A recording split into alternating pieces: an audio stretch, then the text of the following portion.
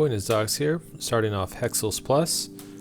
And from what I've read, Hexcells Plus is supposed to be a little bit more difficult than the first Hexcells game, which we've already played through in its entirety. And those videos are available on our channel. So today we're going to start with puzzle 1-1. Remove orange hexes to reveal the pattern underneath. The number in an empty hex tells you how many adjacent hexes are part of the pattern. Left click to mark a hex as part of the pattern. Right click to destroy hexes that aren't part of the pattern. So for the 0, there's no hexes part of that pattern, so we can right click to destroy. So getting zeros is always a fun thing to do because you can just kind of quickly eliminate hexagons.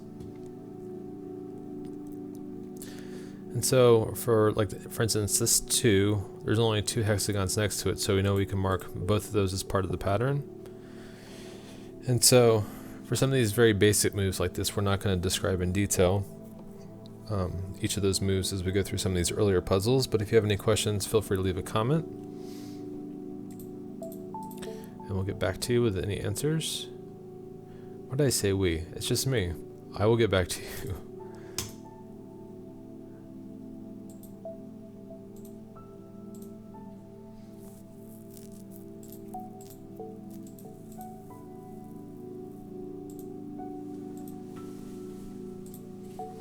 Alright, puzzle 1-1 done. Moving on to 1-2. Going after the zeros first.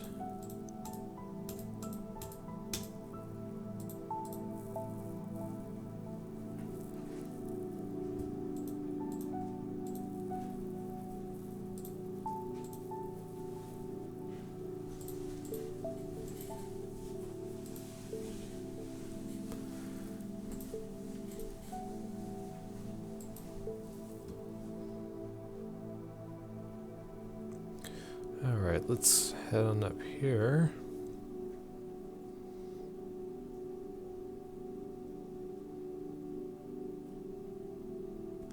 So we know that it would have to be these 2 on the outsides that we're going to mark as part of the pattern, because if we did these 2 or these 2, it wouldn't meet the requirements for at least one of these particular hexes. It only can have 1 next to it. So we'll mark that is safe, that is safe.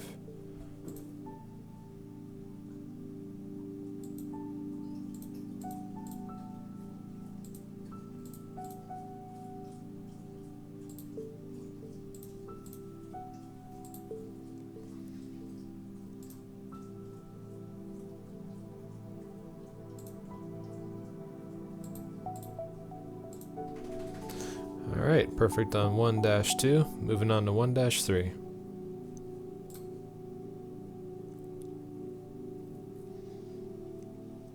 Alright, let's see where a good starting point is.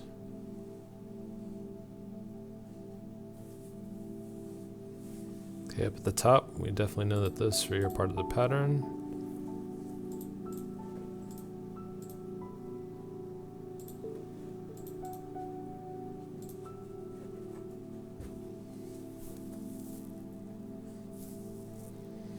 Okay.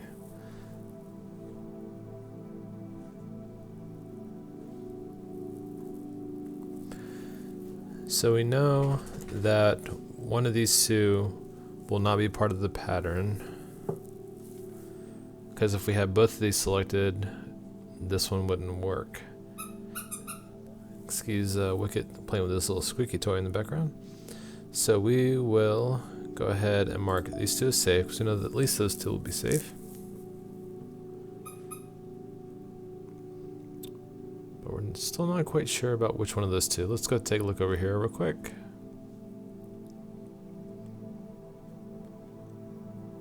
Same rule applies here, where we can mark these 2 as safe.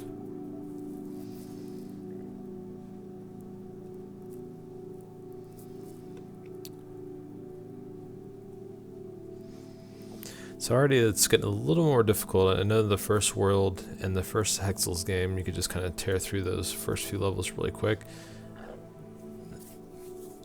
So I appreciate that they're stepping up the difficulty some.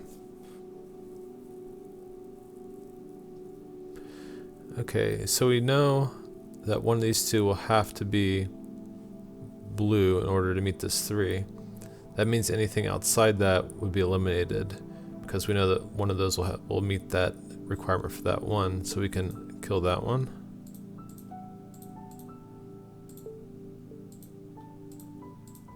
Gotta love the zeros. The same thing will apply down here. We could safely eliminate these three.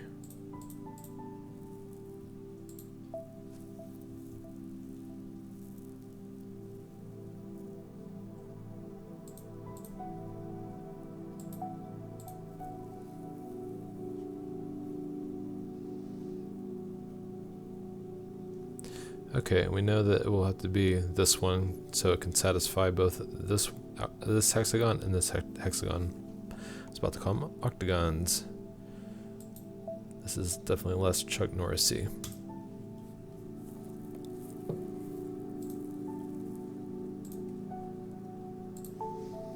Alright, perfect on 1-3. Moving on to 1-4. Numbers inside brackets give the additional information that adjacent hexes are connected. Alright, cool. So, again, in the first Hexcells, they introduced this concept, I think, by like World 3 or so it's encouraging they're already introducing it here. Alright, starting down below here, with this bracketed 2. Without the brackets, it could be this one, or these two, or those two. But since they have to be connected, we know that the center one is going to be part of the pattern no matter what. And now for this 3, we know that the 3 have to be connected, so, and this is kind of at the edge, so we know that this and this will be part of the pattern. We can kill that top one. Now that 2 has its 2, so we can eliminate the bottom.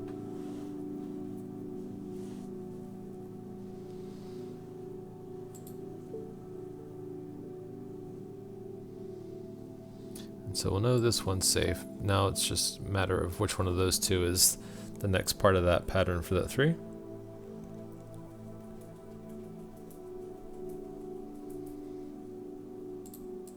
Same thing will apply down there for that.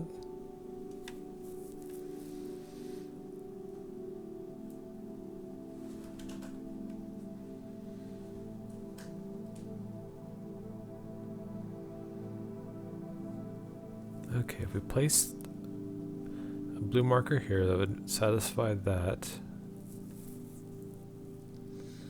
That wouldn't help us solve the 3, and it could still be this bottom one.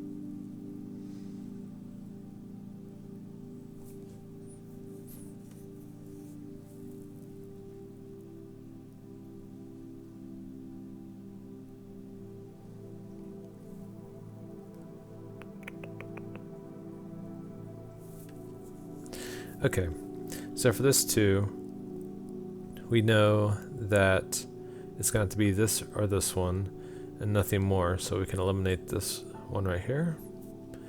Zeros are always helpful. We can work with that very easily. Got our 2 for that marker. Got our 3 there, so we can eliminate the top one. And we know that that will be part for the 2.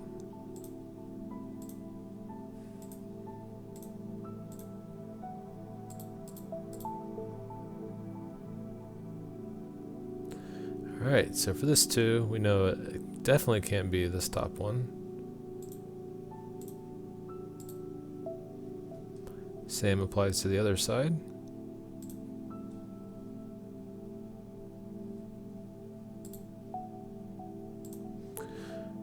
Alright, 1-4 complete. Moving on to 1-5. Numbers like this with the dashes give the additional information that the 3 hexes are not connected, or any number at that. So there always has to be a break somewhere. So like for instance for the number 3, it could be 2 connected with a break and then a final one, or it could be you know, any kind of combination. There has to be a break somewhere in that. With 2s it's a little nicer because especially if you have like 3 hexagons around a 2, you can pretty much always mark the center one as eliminated from the pattern and the 2 outsides as being part of the pattern. because you know there has to be a break in there. So where are we going to start here?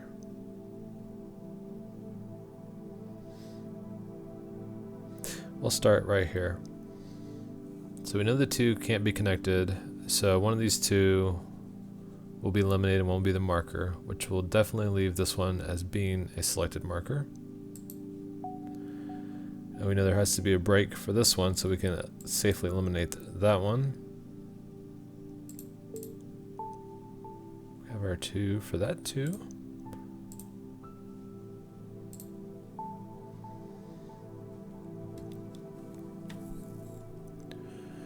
Okay.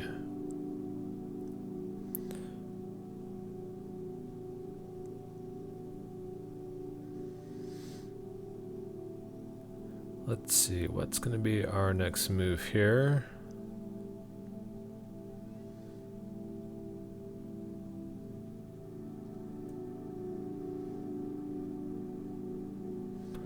So let's look at the top.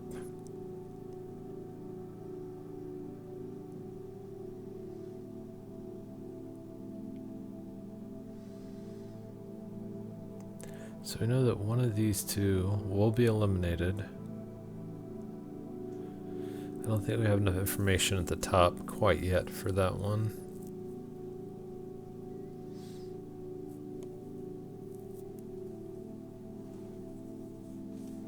So let's look at this 3. So we just have to figure out here which one of these will be eliminated. Now if we eliminated this one, then the 3 would all be connected, which would definitely not work. So we know that this one has to be a safe one for this 3.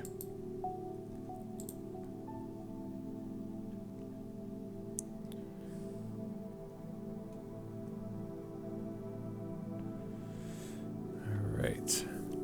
And we can eliminate this because the 2 can't be connected for this 2.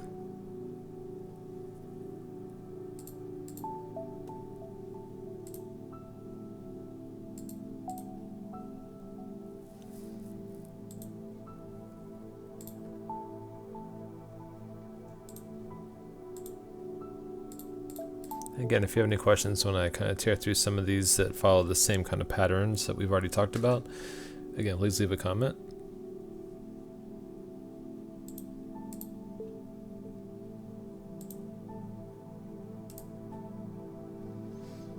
Yeah, this is what I was mentioning earlier. When you get these -2s, there's only 3 around. You can always safely eliminate the middle one because there has to be a separation.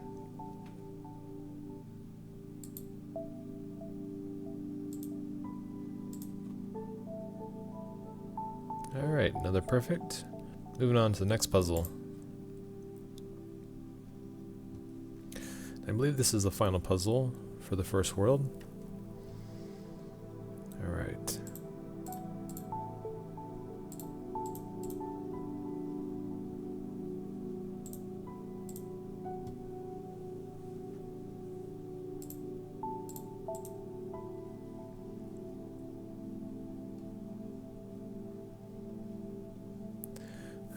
Let's see here. Let's look elsewhere. Again, for that -3, kind of like the last puzzle, we know that it can't be the edge because then these 3 would be connected, so we can mark that as safe.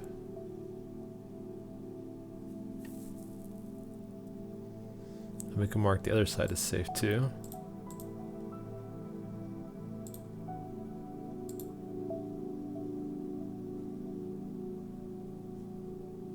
Okay, 1, 2, 3, 4.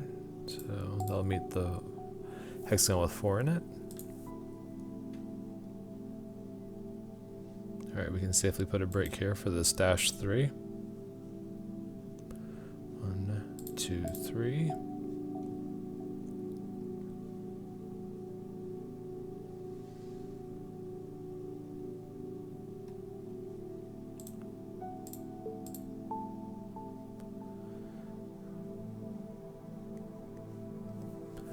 All right.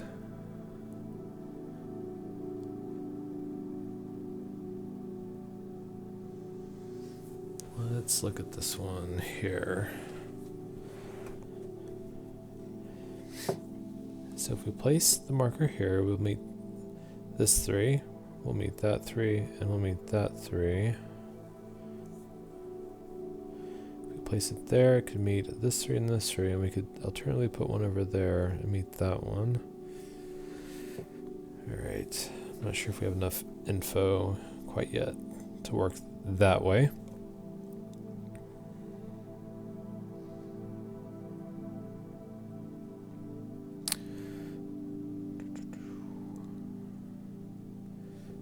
Where to go next?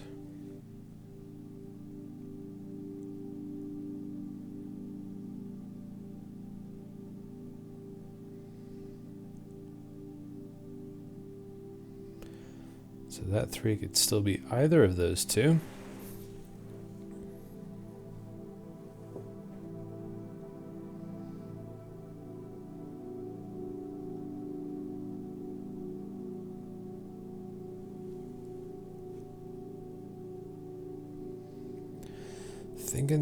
Thinking. I feel like it's just hiding from me. Like it's very obvious, I'm just missing it.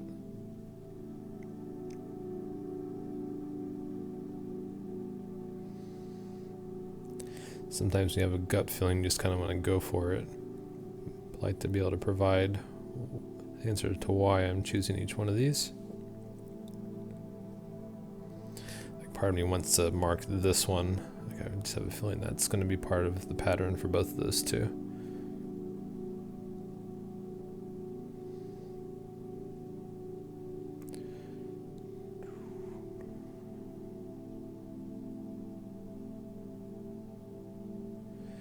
Alright, so if we marked this, that 3 would work and that 3 would work, but then we wouldn't be able to select either of these two.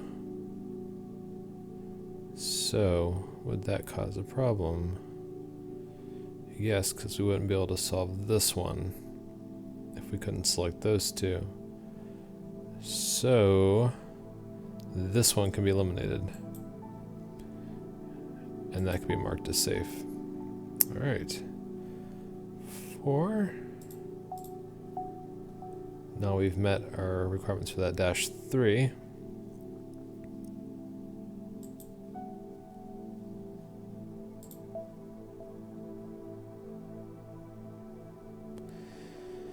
Alright, and again, kind of like the first Hexcells, I still felt like there were some that were kind of hanging way out that I didn't really feel like they provided any clues for you to be able to solve it. So if you have any ideas about how you could solve these kind of outline ones, for these I just usually mark them, and usually they're good that way.